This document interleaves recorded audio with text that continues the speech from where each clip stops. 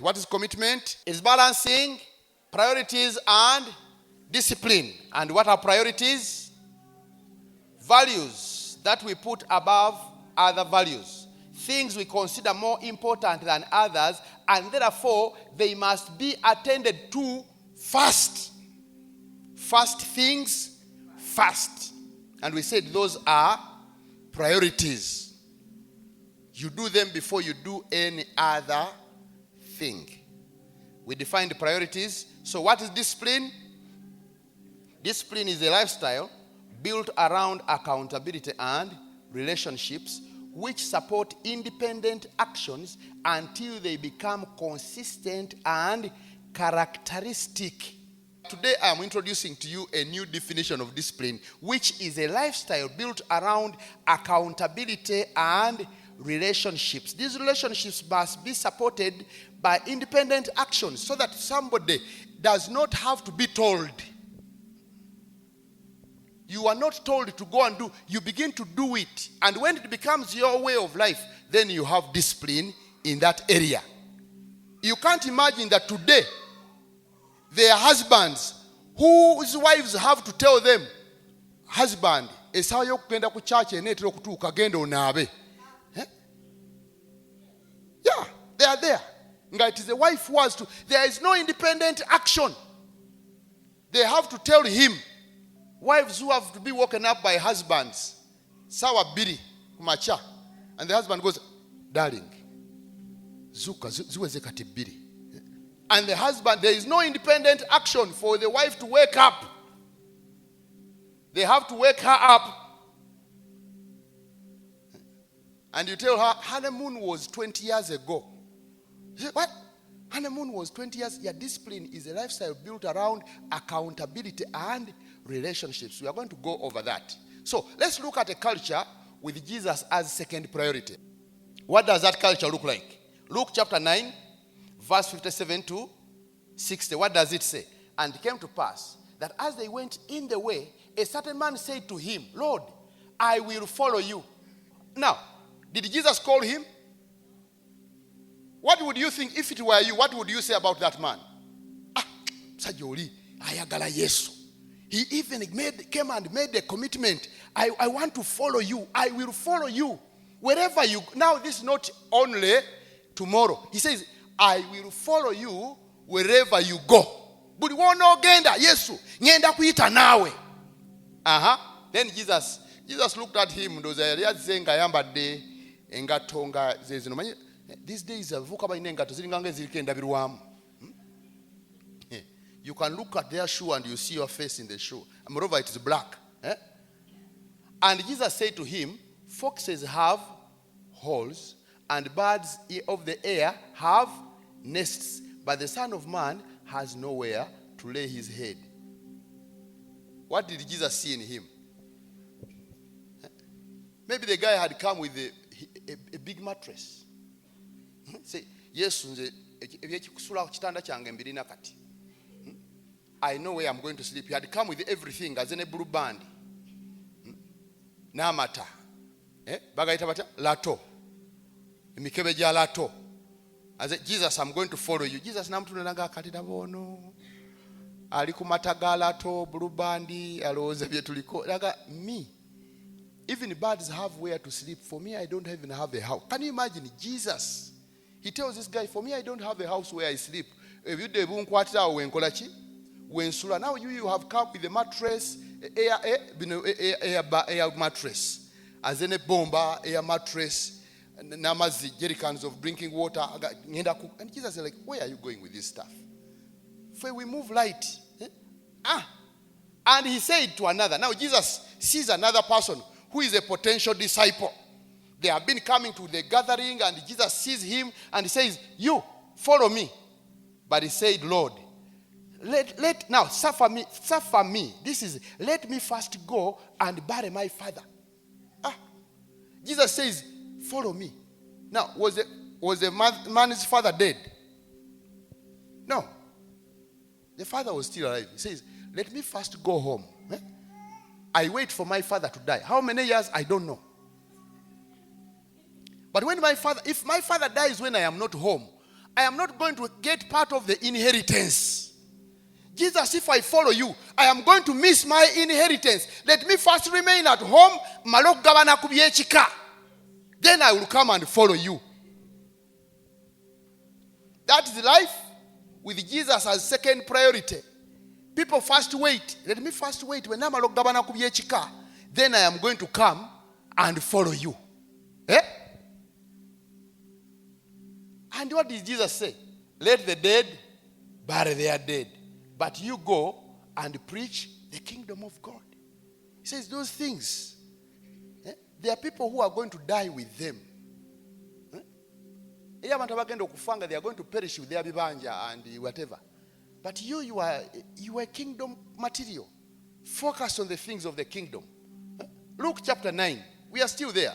61 to 62. Lifestyle with Jesus as second priority. Another also said, Lord, I will follow you, but let me first go and bid them farewell. Which are at home at my house. Jesus, I would have followed you. Do you know what that means? I would have followed you. But now, if I go with you, I'm going to miss my boyfriend. You see, Jesus, you might tell me to go to the other place, and yet Elisha is in this church. So I don't want to go. Without Jesus as first priority, you hear people giving all kinds of comments. In a business. Believers consider their cultural and personal priorities higher than following and serving Jesus' priorities. I think I can't baby.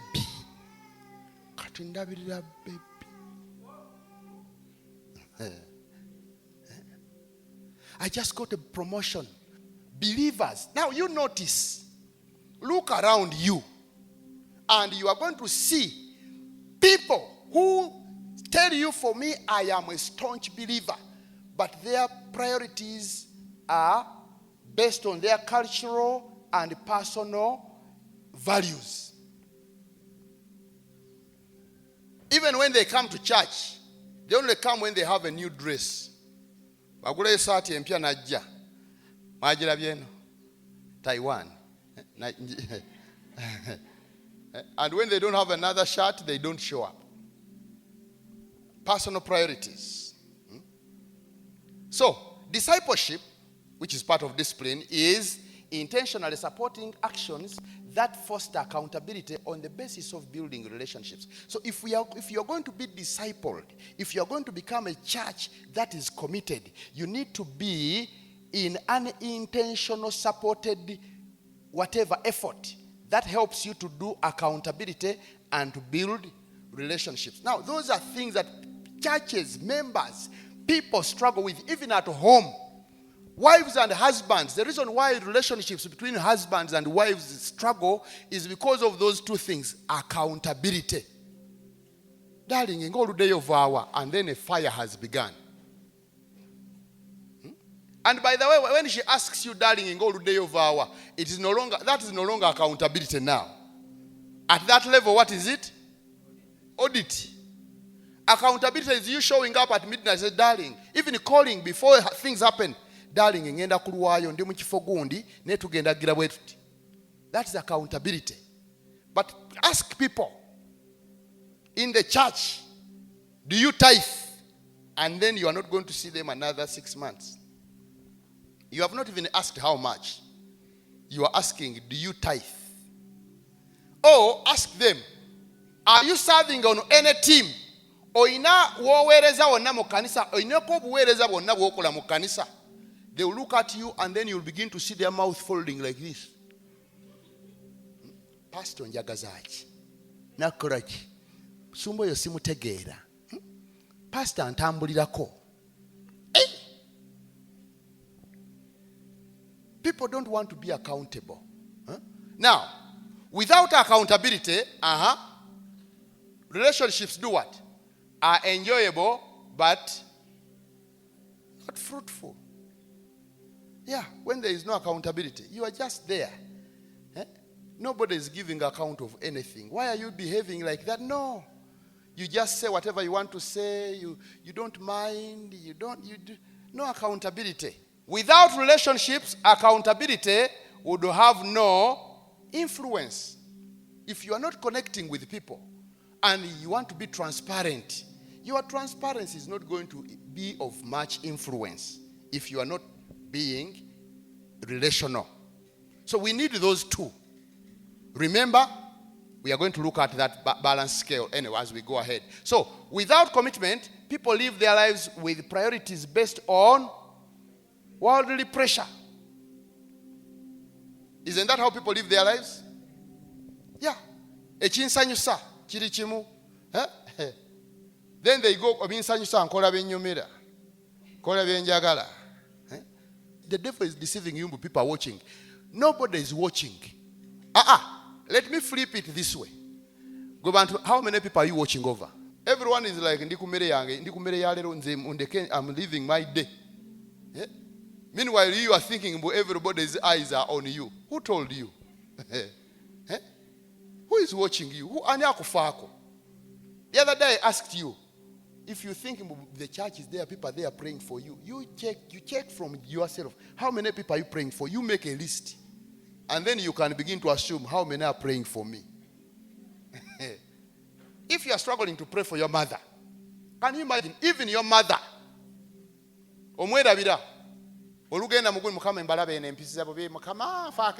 you find somebody in a very strong prayer. Everything around them, warrant, landlord is coming. The whole day, those are the prayers people are praying. No one is praying for Museveni yamba. Nobody. Even their mothers, mukama yamba mama wange jali yo mukyalo ayinza okubanga agenze na munnimiro mukama beera naye. Nobody.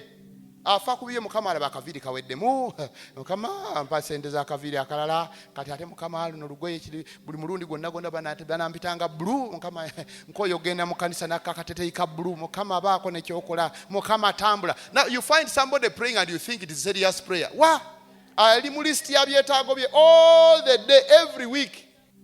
So with people like that, God's priorities are strangled. They are killed. They are no longer thinking about God. God is not their number one. It is their pocket, their income, their land. Mukama mpa sente nguleka plot yako kakati mukama ate nawuliddeyo n'akalala after buying mukama ekyo kikoze naye waliwo ne byotannaba. When you establish priorities without discipline, you'll keep experiencing setbacks, and if it continues for a while, you lose interest in pursuing. How many of you are saying they have been trying? That is establishing priorities without discipline. Then you try ngenda kusaba. Some of you have given yourselves I know many of you are like that. You know what I'm saying. Watandika kusoma Bible, now it will be far. Watandika kusaba, things died. You say, I'm going to minister. Even you came here, no jaku Sunday, no gera no buzane kubantu. Hello, how are you? Third Sunday. That is establishing priorities without discipline. And we said commitment is balancing priorities and discipline. Now you are thinking, now ngenda kera kumacha, kati ngenda kera nga kumacha, all those promises, after a while then you leave it. Hello? But when you bring yourself under discipline, you'll enter into what? Now, do you notice that discipline will always take you to relationships, and so you get into relationships that foster accountability and growth in a positive behavior. Do you know why you passed your exams at school? Why? You woke up in the morning, going to school was a priority, but there were also relationships with your peers, with your teachers, and with your parents. When you brought back home the report, what happened? 2 of you have been going to school, you bring back the report. Like some of you are going to bring at the end of this term. Mugenda kuleta report. You take the report home. When you are the elder one. ate waddamuko n'ekibiina kati muto n'akusanga mwena muli mu P6. And so you bring home the reports and daddy says, welcome. Let's see the reports. This one, police, 9999, F9. And then your brother, it is not even a brother, your younger sister. A, B, C, A. Now tell me, what is going to happen between you and your father? The relationship is going to get heated. Now accountability has come in. It is killing the relationship. Meanwhile, the other one's positive results are lifting the relationship. The dad is like, yeah, see, this girl is making me happy. These things are happening. And so discipline takes us to a place where we build and improve. That's why accountability works. Because you want to improve the relationship. So you increase the discipline. I don't know if you're following me. So, this thing of saying, the reason why we don't find favor before people is because we are not walking in discipline. You go and read Daniel. But Daniel was highly favored. Why? When you see, they say in him was a spirit of perfection, discipline, hard work, accountability. Your husband leaves home, and someone sin Jose, engoye sin Jose, nyumba sin simule, everything is like that. He goes. And on that day, there are special programs on the TV. And so you are watching TV. And before 20 minutes before the guy returns, you remember, ntandikirewa. Then you run and do a few things, and before you do it, and then you come, Pastor, there is a demon coming to my family. You pray for my... No, what you are lacking is discipline. Without discipline, let me tell you, without discipline, you are not going to consistently do things, and therefore, it's going to kill your relationships. It is discipline that brings accountability and that builds relationship. Accountability. So you become accountable. Gobolo zansaga. You stop. Go from here again 4 days. Sigenda kunaba mu nyumba kale 4 days nze ndi mugole muhane munu muno ndoba talete birabo. You go and try. Lose some of the discipline and see whether the relationships are going to work. They don't work. At school they don't work. At the place of work they don't. Hello? Yeah, in the church priorities can be influenced by attending Sunday service. Like you have come today, we can influence your priorities. But guess what? Discipline, this is accountability and supporting relationships, cannot be built by only attending Sunday service. If you want to build discipline and you come to church on Sunday, Sunday was very good. You walk like Holy Mary. If you come only and attend Sunday church service, you can try to push your priorities towards God, but you are not going to build discipline. No. The only way you build discipline is by being in a small group or one-on-one discipleship. Jesus discipled his disciples he had a group of... Now, don't think that is by coincidence. Jesus, there are so many people following Jesus. But when he wanted to disciple people, he called among the many people, he said, these 12 you come here. And so he put them in a small group. Luke chapter 6, verse 12 to 13. What does it say? And it came to pass in those days that he went out into a mountain to pray and continued all night in prayer to God. When it was day, he called unto him his disciples. And of them he chose 12, whom he also named apostles. So he had very many people. He had his Sunday service group. And then he says, if these people are going to have discipline, if they are going to grow, if they are going to change the world, I can't just be ministering to all of them. He called them into a small group, 12 people. 12 people. And look at what happened. John chapter 6, verse 67 and 68. Then Jesus said unto the 12, will you also go away? Then Simon Peter, one of the 12, answered him, Lord, to whom shall we go? You have the words of... When Jesus' time came, when ministry became so complicated that many people were leaving Jesus. So don't think that when people leave this church, it is the first time for people to leave. Even Jesus, people left. But who remained? The ones who were in the small group. Why? Because it is the small group where you build discipline. That is accountability and relationships. Hello? It is in the small group where you build that. Then he had also another smaller group. Can you imagine? Don't think he also had a smaller group of 3. Luke chapter 9 verse 28, what does it say? And it came to pass about 8 days after these things. Okay, after these sayings, things had happened. 8 days later, Jesus did what? He took Peter and John and James and went up into a mountain to pray. So, these people, he took them and is praying with them. Prayer partners. A smaller group. Jesus had so many people. Jesus, night of what? Glory, night of watch. But I even see letters, people are saying, Mujemu glorious overnight. It is just exciting people. There is no accountability. There is no relationships. Jesus, yandibada kolanga overnight singers are thousands of millions of people. He had the ability to do that. But he did not. Why? He was discipling his people. He wanted them to have commitment.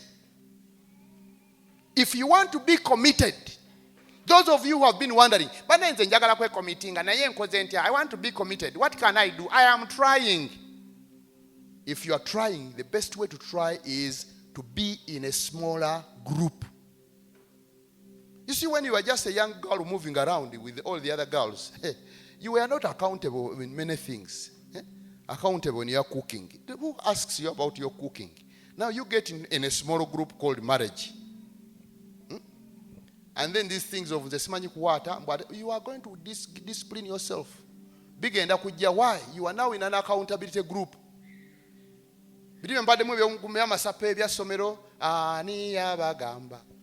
Tugenda bakuba lero Arsenal tujiwa omuliro.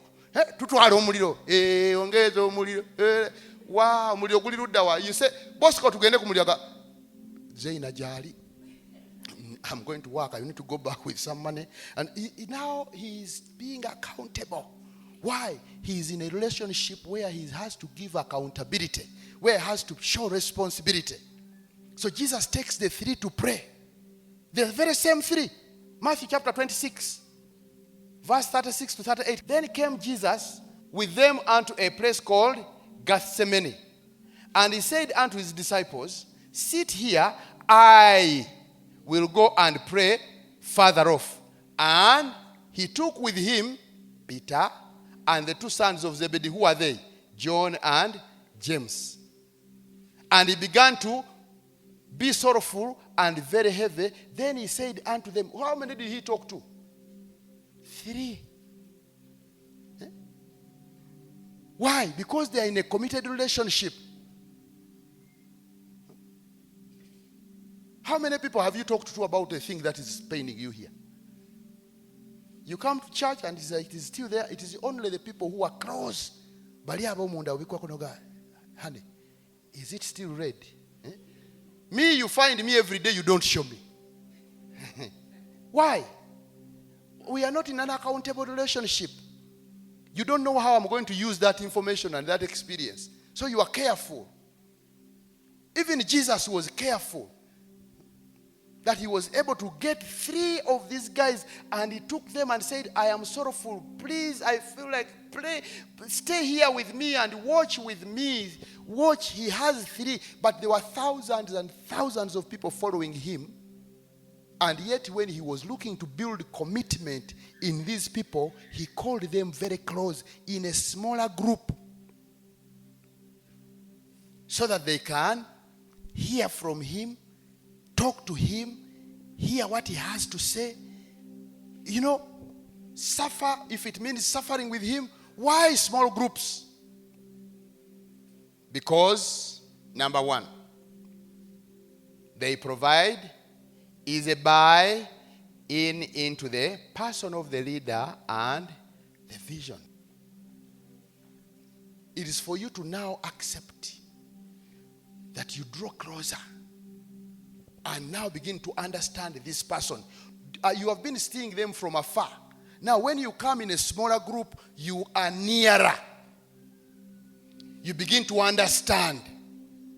Some of us see him and we are like, Banange, me, I don't know. People, I don't even know. That Mr. Mugombesha, I don't understand him. The man looks complicated. And the other one who is closer will say, it's because you don't know him. Me, because they are close. They have bought into the person. Your victory is going to come when you are in a close relationship. Small group. That's how this world is maintained. That's why God designed this world to have families. Families are small groups.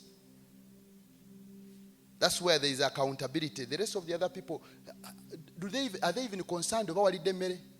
Are they concerned about Wanabye? Are they concerned about Mutego Kuruma? No, it is a smaller group. Even as we sit here, you know the small group which knows everything about you. But the small group that you belong to, they know. Because they know. Why? They have lived in close proximity with you. They now understand you. So, if you are going to be committed, you must be in a small group. That's why churches become even stronger with married people than singles. So you get married. Yeah. The commitment in marriage helps you to now do the commitment in church. Yeah? Yeah. And at some degree, the commitment in school can help you be committed to church. Because you know at school, did you take your notes? You're going to do exams. So, groups, they help you to understand. When you come closer, we have been here saying, what is our vision? Every home experiencing the love of Christ. What does it mean? For us, we say it. And how do you live it on a daily basis? Pastor knows. Now, as you get closer to the pastor, then you begin to say, this is how this thing looks like on a daily basis. On a daily basis. Every home experiencing the love of Christ. Number 2, why do we need small groups? Because these small groups cause demand and discomfort on the life of the disciple. And hope, guess what? One of the thriving growth conditions is, do you know that people grow under pressure? When you are not in a small group, there is no pressure. You just imagine if people went to school and they didn't have even classes. You just appear in the school gate and they say, uniform, tick. Arrived, tick. Now go and be there. No classes. Sometimes you play football and then you go and then they ring the bell. Ding, ding, ding, break time, take a break. And then in the school. What would happen in that school? They put you in a smaller groups according to age numbers, whatever. And they say, P2. And then they begin teaching you. P2, discipline, whatever. Pressure. Later work. Sometimes there is even some caning. And now, because of that pressure, you begin to learn to do certain things. And before you know it, you have grown. You can now write a letter, dear mommy. But it did not start out of coffee and ice cream and cookies. There was some pressure.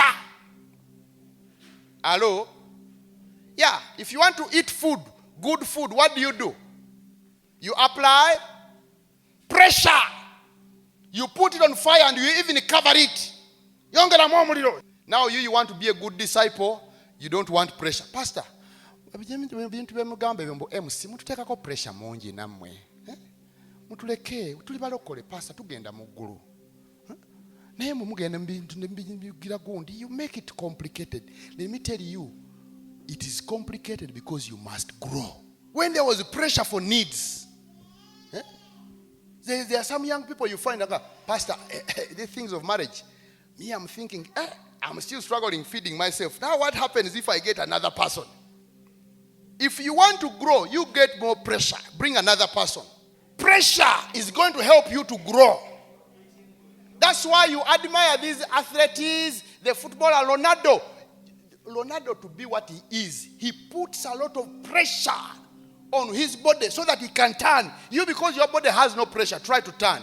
We will see somebody gwakera ku machano oteka nolanda mebigere ne basingako omuzigo. Okay, skinny, you're skinny, you okay. But now when we come to walking from here to town, by the time you get to the bridge, Pastor, can we get a border? Why? Your body is not used to pressure. Will take her away. You don't know pressure of cooking. You go and ask the old woman in the village. She has to go get the water, fire, everything is raw from the field. She brings it here, and then she prepares, and then she cooks, and she produces a meal. You are not used to that pressure. Only one day. Come and pick me one day. I'm going to die here.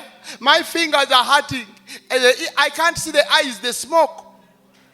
And the other woman has been in that village for 20, whatever, many years. She has been there. She has learned how to contain pressure, and out of that she can produce. Today's younger generation doesn't like pressure. That's why they are not productive. Have you noticed that workers work even harder when it is about time to go than when they began? Why? Now pressure has come. It is 30 minutes to go. Things about to see now. If it is the last lap, they try their best because they are running out of time. They increase the pressure. You think you have a lot of time. Let me tell you, you don't know how much time you have here. That's why you must contain and take on more pressure. When you still have an opportunity to serve God, take the pressure, serve God, come pray, better war, serve when you feel. That's why you need to be in a small group. Some of you were very lousy until you got married. Pressure. The kid is crying, the man is not there, and you have to cook something. Pressure. Then you begin to look out of the window. For the first time, you see grass and you say, I'm going to cook that grass and the kid is going to eat. And then later on you go and find out, what is this grass called? Dodo. And say, okay, I cooked dodo. Ideas came because you are under pressure. Why do we need small groups? Small groups give the leader ability to break the stallion out of a potential disciple. Do you know breaking a stallion? Some of you don't understand it. Now, a horse, when it is born, it wants to be free. It is not used with somebody sitting on its back and riding it. Have you seen those cowboy whatever? So when they try to sit on it, the thing will jump, trying to throw the person off. Now, for them to get that horse to calm down and carry somebody and go in a race and run and win, it has potential to run and win and make a lot of money. But it needs to come under the discipline. That's called breaking the stallion. Now, you can't break the stallion by pointing at it on the road and say, that one is going to be an award-winning horse. No. You bring it in the barn. And then in the barn, you feed it in a way. Sometimes they would even get them to not to feed, so that it's not as energetic. Say, embala stegenda kulia na kwezi biri. Emaloku amanyi ngatecha inaga kolaki. Then we get somebody to sit on it and put the metals in the mouth and begin to push it and stop. So that process of you allowing Jesus to sit on your shoulders and to become Lord, and you are no longer Lord, it takes a process.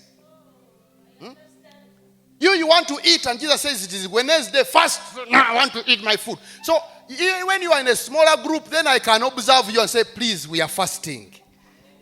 But when you only attend church, Sunday service church, we don't know. You are just there, lousy, doing whatever you want to do, and say, Pastor, do you know the church? Yeah, Wednesday is fasting. But do you fast? Pastor, we'll discuss that later. Thank you for coming to visit. Because you are far away, you cannot allow the lordship of Jesus. Now, but when you are closer in a relationship where the leader can monitor you, then they can say, have you woken up? You see, Jesus would go to follow his disciples and say, he prays for 1 hour, then he goes back and say, Peter, you are sleeping. But now how am I going to leave my home to come to your house? 4 dogs. Kuliko nakapande, be aware, dogs, dangerous dogs. Armed security guard, electrical chain, and the floodlights. Everything is protecting you. Burglar. But you can't even see through the window because of and that's where you are sleeping. And then you are saying, Pastor, I want you to help me to grow in God. But you are unreachable. But Jesus would do, because they were in the same place, same mountain, small group, he can pray and then look and say, Peter, wake up, you are not praying, pray. But they want to be far, so that the pastor does not see. And therefore, they cannot carry Jesus on their lives. They are not witnessing. They are not reading the Bible. They are not praying. They are not serving. But they have good Vaseline. And they have good smile. When they come to church, they are like, Pastor, praise God. They're like, praise God. Can you carry Jesus on your back? Pastor, I am busy. I would have carried Jesus. But I am busy. I am married. I have children. I have a new job. I just went to the salon my hair. This is very expensive.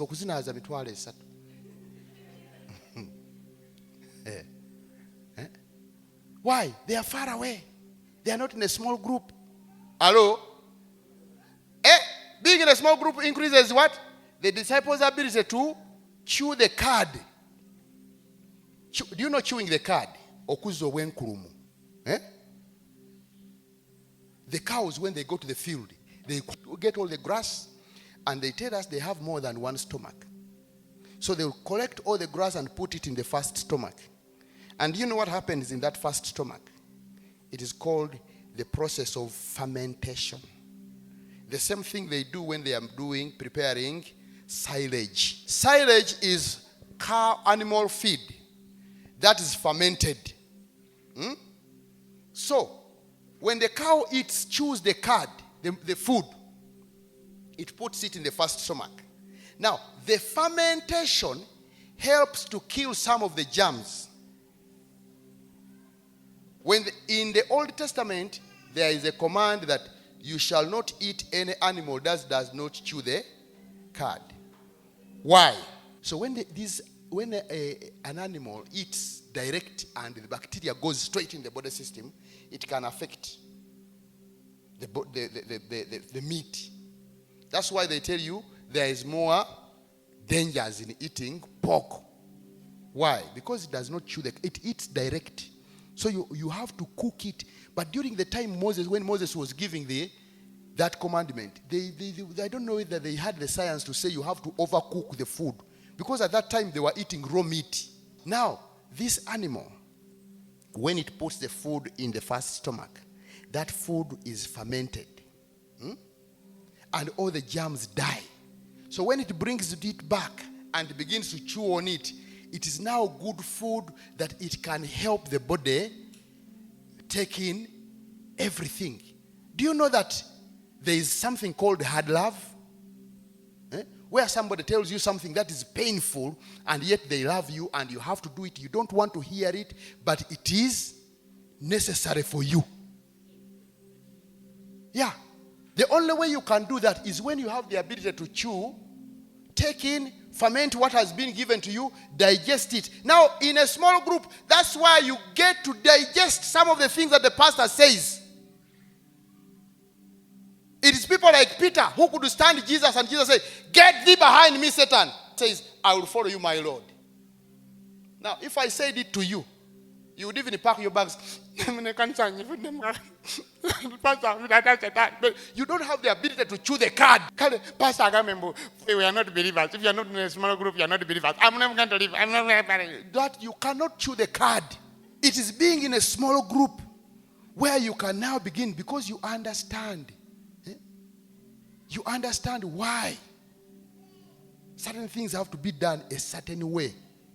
Then you begin to appreciate. Then you begin to say, now I know. Now I understand. So on one side you have values, and which also have to be values and scheduling. You know, some people, there are people who will tell you, I love you. I love you. Don't touch me. And then the person who loves you, in their schedule for a full week, you are not there. But they love you. You're like, this value that has no scheduling. What kind of value is this?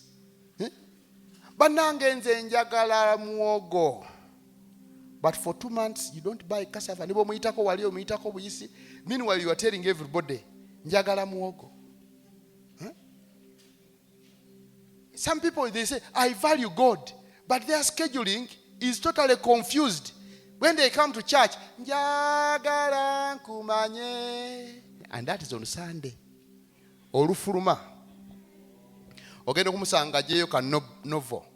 A woman's feelings. How to discern romantic love. Tasoma Bible. Their schedule is. And when you ask them, how many of you are reading some books this week? Their hand is up. I am reading some book this week. Who do you love? I love Jesus. How does your schedule look like? I am too busy for Jesus.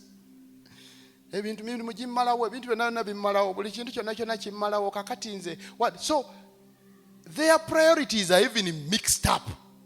They are telling you they value one thing, but when you look at their schedule, how does your schedule look like? You check yourself. How does your schedule look like? Now, I'm not even saying in Yogera Katonda, everything, Katonda. No, you don't even have to mention the name God. But people will see you, and they see the way you do things, and they know, ona ina kuba muki. So, scheduling and valuing things. If we are going to grow, if you say you value, what are things that you value? Can you please write for me 5 things that are valuable to you? Now, I don't know which order they are, but I suspect if you're married, your marriage relationship should be one of those things. If you are born again, your relationship with Jesus and the Holy Spirit should be one of them. Hello, what is another thing? Do you know that when you are sick, you are useless? So your personal health, you should be concerned. Do you value your personal health?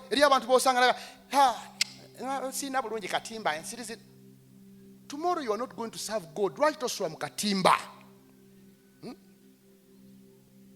Are you making everything to make sure you are sleeping enough time? Because when your body is tired, it is useless. Do you have enough time? Do you give yourself enough sleep? Now there are some people who oversleep. Nemisana aina nap. Yebaka sawa bile zechiro. Azuka sawa mwe yokumacha. Neye ni wakati misana. That is oversleeping. You were living sleeping pill. You are moving cassava. So what are the things that are valuable to you? Now, I would suspect that serving God would be one of those things. Are you serving God somehow? Because let me tell you, serving God is eternal.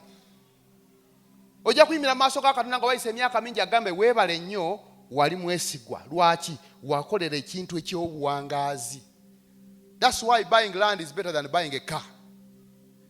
Because a car can have an accident and you lose it. Land will always be there. So land is more valuable than a vehicle. Do you have patterns in those schedules? Oyina ebintu byokola ebyomudiringanwa byoga nti kino na kino na kino.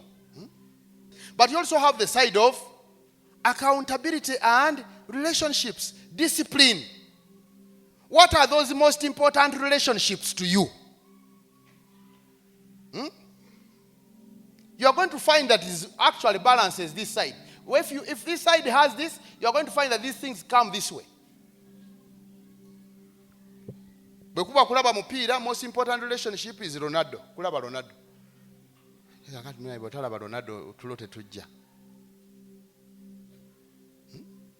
What are the most important relationships to you? Is God one of them? Do you give him time? Are you accountable to God? Katono muemba linoga mukama nafunye sente bwesti nentolako taifi weti ninga weti. Are you accountable to God? Oba naye katono mukube ndobo. Hello? Do you have a mentor in your life? Is there somebody? Me, I grew up, I told you, part of my life, I grew up in an orphanage. And today we have this issue. Mwabachala, if you don't have a husband and you have children, get somebody who you know they are Christian, they are trusted, make them the uncle daddy of those children. Because every child needs a father figure. You find a kid, 5 years, they stop and you're like, where did this come from? 5 years, you're like, where is the father of this thing? One kid came and he was holding something like a gun. And I'm saying, what is that? Enomondo. And I'm like, Ogenda Kutani. And I'm like, do this kid, does he have somebody who hugs him and says, I love you. You are good. You are okay. You know, when people don't have that in their life, they think people don't like them. They think they should do everything, fight for themselves. I don't have a father who fights for me. I am the one who fights for myself. I don't have a father who protects me. I protect myself. When you don't have a father figure in your life, is when we say Father God, is God really do you take him as a father? So, our child, if you're married, if you have children and you don't have a husband, get a father uncle for those children so that you tell him jangu abana bangu bewe haga mutunule maso mugenti, you are good, you will make it, I love you, you make me. Let me tell you, when you have somebody who you look up to, you try to smart up. You don't come to be an atata kwagala no jane chibudu ngenda kuta omuntu. No, it doesn't happen. It doesn't. Yeah. Neka kati mwabachala, you have now taken embera bweteberi ono mwana wange wa kikazi nze na mwana wange nja mwekuliza balaza na mwana kina simutwala ku somero. That's why we see this generation like that. Bakuzidwa bakazi. There are no father figures. And those of you who are going through that, you know that. It's only the father who can look you in the face and say, Gwe. You're like, what? Tula wansi. Ngambye tula wansi. And then the kids are, Stula, you're a good boy. I love you. Daddy gives him a hug and then he begins to forget the other life and he's like, Daddy loves me. Why can't I be a good person? Why can't I really reform? And then they want to live the expectation of daddy. Relationships. When you come to church, God has given you pastors. Now, I'm also here, Father, for you. You are reading me now. Nyinzo genda nansaba omutwalo oyo guy.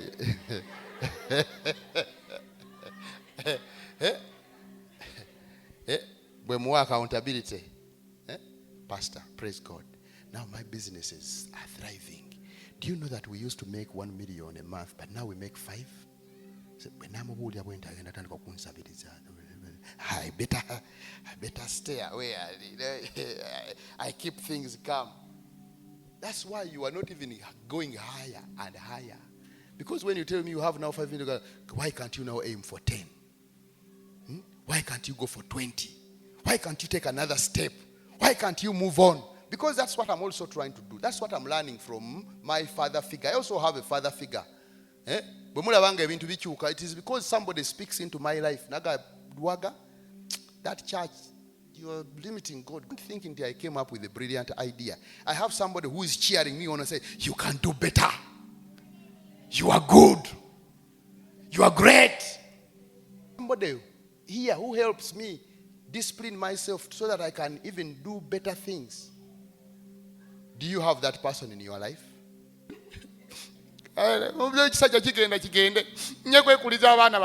Hey. God has never meant life to be like that. God has created us to have, even God has a relationship with himself within the Father figure, God figure. He relates. But you see Jesus, he looked at his disciples and they were like, wow, he's walking on the water. He's raising the dead, and he said, you, when you believe, greater things. And they're like, Jesus, you mean we are going to do greater? He says, yes, you are going to do greater things. And that's what I want to tell you this day. That you people sitting here, you have a great opportunity that you are going to do greater things. Yes. You forget about your family background. God has a bright future for you. He wants you to do greater things. And you are going to do, as long as you get yourself committed, people are going to be coming, kneeling down to you, and you are even scared of them. But because of your commitment to Jesus, he is going to raise you up. Now, there is a difference between wanting to be a disciple-making church and deciding to be. There is a difference. All of us want to be rich. But it's only a few who decide and say, I am going to go out of the want bracket and I'm going to go into the decided bracket. This is one thing for you to hear this message and be like, I want to be risen. I want to rise up. I want to do something great for God. I want to be great. We can want all these things. And yet it's another thing for us to decide. If you're not part of a small group, however much you want to glorify God, do things for God, you will not be able. That's why even in a football team, there are people who are bawagizi. They are playing with their mouth.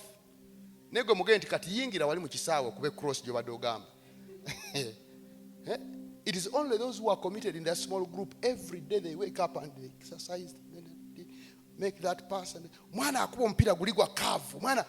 They have been practicing. They are in an accountability group where they are like, okay, exercise the muscle. Don't kick before you warm up the muscle. Don't think that in football, you just wake up like they throw a ball there and you begin running after it. By the next minute, you are going to be having pain everywhere.